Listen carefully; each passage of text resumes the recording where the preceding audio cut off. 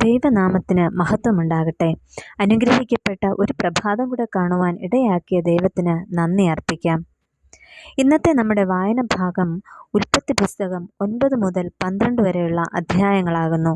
ഇന്നത്തെ നമ്മുടെ കുറിവാക്യം ഉൽപ്പത്തി പുസ്തകം 4-ാം അധ്യായത്തിൻ്റെ 1-ാം വാക്യം. യഹോവയാൽ എനിക്ക് ഒരു പുരുഷ പ്രജ ലഭിച്ചു എന്ന് പറഞ്ഞു. ഇവിടെ നമുക്ക് കാണുവാനായിട്ട് കഴിയുന്നത് കയീൻ എന്ന കഥാപാത്രത്തെയാണ്. കയീൻ എന്ന പേരിൻ്റെ അർത്ഥം എനിക്ക് ലഭിച്ചു എന്നുള്ളതാണ്. ഇത് കയീൻ എന്ന് പറയുന്നത് ഒരു സ്ഥലത്തിൻ്റെ പേരായിട്ടും വേദപുസ്തകത്തിൽ നമുക്ക് കാണുവാനായിട്ട് സാധിക്കും. ആദിമ മനുഷ്യനായ ആദമിൻ്റെയും ഹവ്വയുടെയും ആദ്യജാതനാണ് കയീൻ. യഹോവയാൽ എനിക്ക് ഒരു പുരുഷ പ്രജ ലഭിച്ചു എന്ന ഹവ്വയുടെ സന്തോഷമാണ് നമ്മൾ കുറിവാക്യത്തിൽ വായിച്ചത്. മക്കൾ യഹോവ നൽകുന്ന അവകാശവും ഉദരഫലം അവൻ നൽകുന്ന പ്രതിഫലവും തന്നെ. 127-ാം സങ്കീർത്തനത്തിൻ്റെ 3-ാം വാക്യത്തിൽ ഇങ്ങനെ കാണുന്നു: കുടുംബം ദൈവത്തിൻ്റെ സൃഷ്ടിയാണ്. ആദാമിൻ്റെ പങ്കാളിയായി ഹവ്വ സൃഷ്ടിക്കപ്പെട്ടു. ദൈവത്തിൻ്റെ സാദൃശ്യത്തിൽ സൃഷ്ടിക്കപ്പെട്ട പുരുഷനും സ്ത്രീയും ദൈവത്തിൻ്റെ കൂട്ടുവേലക്കാരായി തോട്ടം കാക്കുവാനും അതിൽ വേല ചെയ്യുവാനും നിയോഗവും ലഭിച്ചിട്ടുണ്ട്.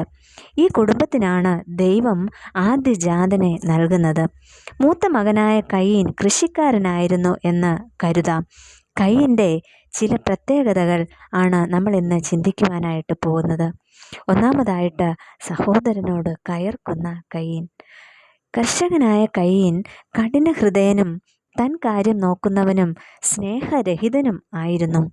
ഒരേ മാതാപിതാക്കളാൽ ജനിച്ചു വളർത്തപ്പെട്ട ഒരു ഭവനത്തിൻ്റെ തണലിൽ വസിച്ച 2 മക്കൾ തമ്മിൽ സ്നേഹരഹിതമായി ജീവിച്ച കഥയാണ് കാണുന്നത്. അങ്ങനെ കൊലയിൽ ചെന്നവസാനിച്ച വൈരം തൻ്റെ സഹോദരനോട് തോന്നാൻ കയീൻ എന്തു കാരണമാണ് കണ്ടത്? പ്രത്യക്ഷത്തിൽ ഒരു കാരണവുമില്ല എന്ന് മനസ്സിലാക്കാം. ചെറുപ്പം മുതലേയുള്ള ചെറിയ പിണക്കങ്ങൾ ഒരുപക്ഷെ കയീൻ്റെ മനസ്സിനെ മുറിവേൽപ്പിച്ചു എന്ന് കരുതാം. അവസാനം തൊഴിൽപരമായ ഒരു മത്സരം, ആരാണ് മിടുക്കൻ എന്ന ചിന്ത.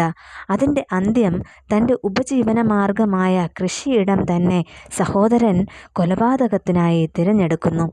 സ്നേഹം നടിച്ച് കൂട്ടിക്കൊണ്ടുപോയി കയർക്കുന്ന, ശണ്ടയിടുന്ന കയീനെയാണ് നമ്മൾ കാണുന്നത്. അവൻ തൻ്റെ സഹോദരൻ്റെ ഘാതകനായിട്ട് മാറുന്നു. പ്രിയമുള്ളവരെ, സഹോദരനോട് കയർക്കുന്ന ഒരു കയീനെയാണ് നമ്മൾ ഇവിടെ കാണുന്നത്. എന്നാൽ രണ്ടാമതായിട്ട് കയീനെക്കുറിച്ച് നമുക്ക് മനസ്സിലാക്കുവാനായിട്ട് കഴിയുന്നത് ദൈവത്തോട് കയർക്കുന്ന കയീൻ. മാതാപിതാക്കളിൽ നിന്നും ദൈവ ആരാധന മക്കൾ പഠിക്കുന്നു. സഹോദരങ്ങൾ ഇരുവരും ദൈവത്തിന് യാഗം അർപ്പിക്കുന്നു. കൃഷിക്കാരനായ കയീൻ തൻ്റെ വിളവുകളിൽ ചിലത് ദൈവസന്നിധിയിൽ അർപ്പിച്ചു. വഴിപാടിൽ കാണിച്ച മനോഭാവം ദൈവത്തിൻ്റെ നേരെ സൂക്ഷിക്കുന്ന മനോഭാവം തന്നെ ആയിരുന്നു. അധ്വാനിച്ചു, വിളവുണ്ടായി, ഇതാ നിനക്കുള്ളത് എന്ന മനോഭാവം. എന്നാൽ ആട്ടിൻകൂട്ടത്തിലെ കടിഞ്ഞൂലുകളിൽ നിന്ന്, അവയുടെ മേധസ്സിൽ നിന്ന് തന്നെയാണ് ഹാബേൽ യാഗം കഴിച്ചത്. സഹോദരനോട് അലോസരവും അസൂയയും തോന്നുവാൻ ഇത് കാരണമായി.